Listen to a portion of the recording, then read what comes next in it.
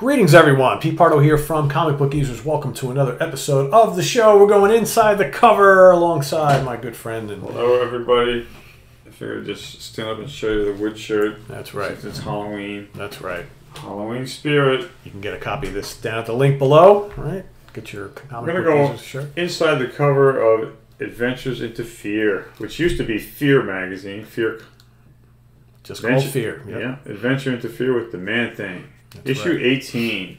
So for all of you who just got done watching the Werewolf by Night film on Disney Plus, co-starring the Man-Thing, here he is early on in his speaking of early on in my collection days, this is from my friend Joe, as you can tell. And you'd be like, Bill, I have no clue. Do you have any proof? Yeah, I do have proof. Joey B. Joey B. Joey B. This was his. He gave it to me.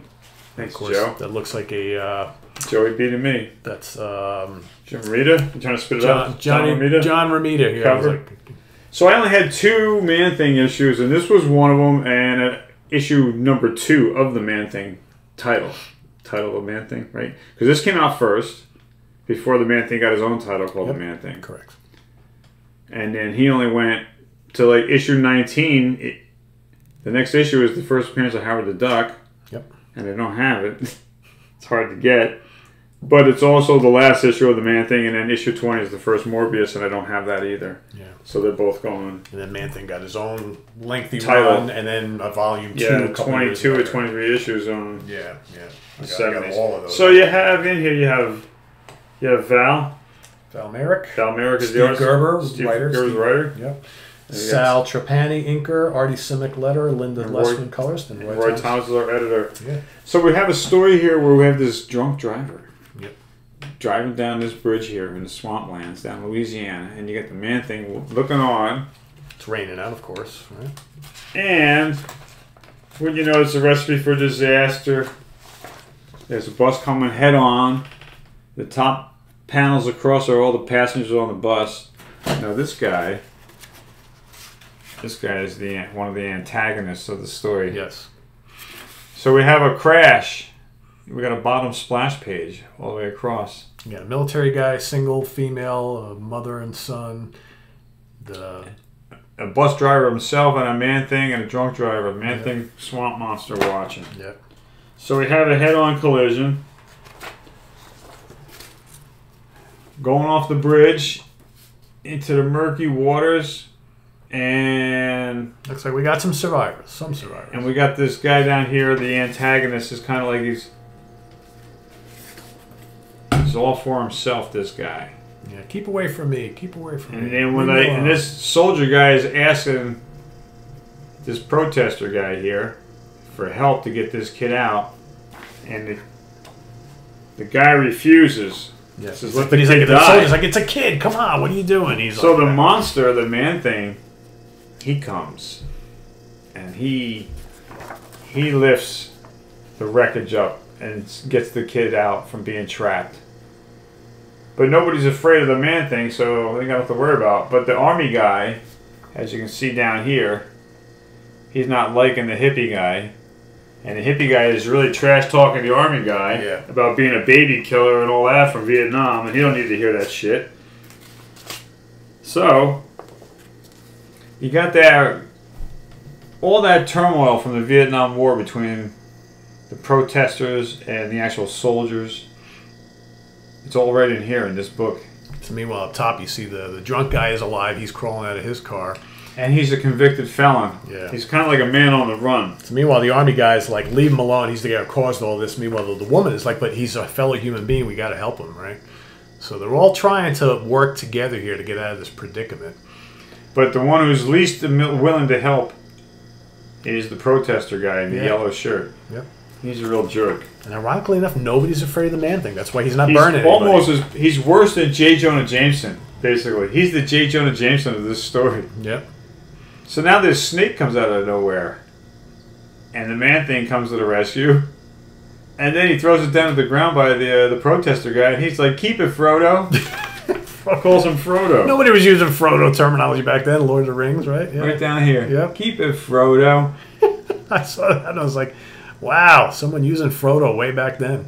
Here's an ad for Supernatural Thrillers, That's right. issue number 6, the Gil Kane cover. You have that one, correct? I do have it. Yeah. That's a great book. Also provided by Joey B. Ah, look at that. What a friend, right? He hooked me up. He had like 30 or 40 books. All he gave me his whole collection when I was a teenager. So now you got the conflict going on between the military guy and the hippie protester dude, because the military dude's just like, I've had enough of your mouth. Yeah, he's gonna kill him. He's like doing everything to hold back. He's beating the crap out of him. You know? He's trying to prevent getting that a felony of assault charge.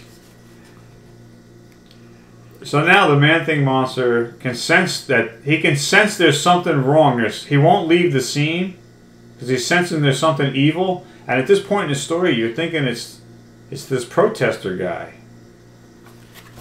But they get closer to a house. But it's where really civilization. It's really the drunk driver guy. Right, because he sees that they're finding civilization again, so they know that they're going to have to report what happened. And know. Authorities are going to get involved, and that's when he's going to get pinned down and snagged by the law. So of course he's got a gun on him. So now he shoots the protester guy, calls him, "You're the filthy commie scum." Yep. So he shoots him, and then. But wait, there's more. Because he doesn't want anybody to be able to tell the real story, because otherwise he'll get in a lot of trouble. There's your Spider-Man medallion. And boom, friends of old Marvel. So what else happens? He shoots the army guy. Yeah, cold blood. And then the Man-Thing comes over. As he's about to shoot the woman. And he grabs his gun. And then the drunk driver guy goes and grabs a flamethrower. Where does he get that from? Is that the house, I guess? It's nearby. Yeah, where did that come from? Out of nowhere, there's a flamethrower. I think they were near a construction site or something. I guess, yeah. Right? Or maybe it's that house that was there, yeah. Oh, it's just construction. Yeah, it's construction. There just happens to be a flamethrower sitting on the porch. Well, you need a flamethrower if you're going to do construction in a swamp. I guess. Everybody knows that. You can't bring napalm, so you got to bring a flamethrower. I guess. Can't use DDT or Agent Orange. No. But he's got a flamethrower, so he zaps him in the face, and of course, nothing happens. He kind of just regenerates right out of it here. Yep. And he grabs this dude and throws him. And as he throws him, he's like, "No!" And he lands and dies. He lands on a broken bottle and gets impaled. How ironic that the alcoholic gets killed by a bottle. Yep. They say that the bottle will kill you. Well, ironically, it really did kill this guy by the toss of a Man-Thing. And there you have it. So, of course, they're thanking the Man-Thing, and he can't communicate, so he just kind of walks lurks off into the... Well, it's interesting. Swamp. You would have expected, like, the drunk guy who, obviously caused thought he would have lived. Or he would have gotten burned at the touch of the Man-Thing, but he's actually not afraid, but he actually gets killed. He was drunk, he was relaxed. Yeah, I guess so. But justice was served in this one, right? So. Yeah. And the Man-Thing lumbers off in the last panel. As he always does. As he always does. And she's looking on like thanks. Yeah. So long, you big slug. So, yeah, in fact, what does she say at the end of this? Something, the very last panel. Let me read that. I'm no buttercup. Come back here. So long, fishy. So, were you talking to that thing, miss? That monster killed our foreman.